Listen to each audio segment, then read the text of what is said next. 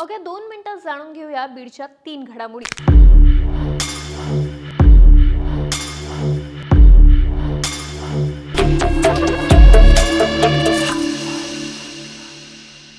देशमुख प्रकरणातील 6 आरोपींना 14 दिवसांची न्यायालयीन कोठडी देण्याचा निर्णय न्यायमूर्ती सुरेखा पाटील यांनी दिला।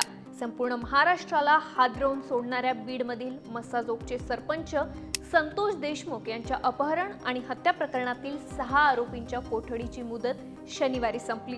या आरोपींच्या जामीन अर्जावर आज सुनावणी झाली। यावेळी न्यायालयाने वाल्मिक कराड आणि विष्णू चाटे यांच्या जामीन अर्जावरील सुनावणी पुढे ढकलली आहे। त्यानुसार आता ती 22 जानेवारी रोजी होणार आहे। तर सुदर्शन घुले, सुधीर सांगळे, महेश केदार, प्रतीक घुले, जयराम चाटे आणि सिद्धार्थ सोनवणे या आरोपींना 14 दिवसांची न्यायालयीन कोठडी सुनावण्यात आली आहे। तर दुसरीकडे पंकजा मुंडे, धनंजय मुंडे यांच्या मामी सारंगी देशमुख यांनी देशमुख कुटुंबियांची भेट घेतली। सारंगी महाजन यांनी थेट धनंजय मुंडेंच्या राजीनाम्याची मागणी केली आहे। नाही ते पाठीशी घालणार नाहीत।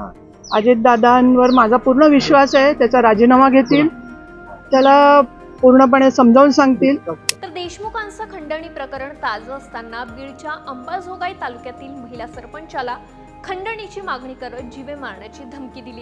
नाही तर उपोषणाचं आम्ही हे करणार, निवेदन देणार, आत्मदहन करणार आहे। मला जर नाही न्याय भेटला तर मी तिथलं उठणार नाही। काय करायचे जगून तरी मग असं एवढं। महिला सरपंचाला 1 लाखाची मागणी करण्यात आली आहे। या महिला सरपंचाला न्याय मिळतं का हे बघणं आता महत्त्वाचं ठरणार आहे। तुम्हाला काय वाटतं, बीडमध्ये वाढत चाललेल्या या गुन्ह्यांचं कारण काय आहे? आम्हाला कमेंट करून नक्की सांगा आणि सरकारने आम्हाला सबस्क्राईब करायला विसरू नका।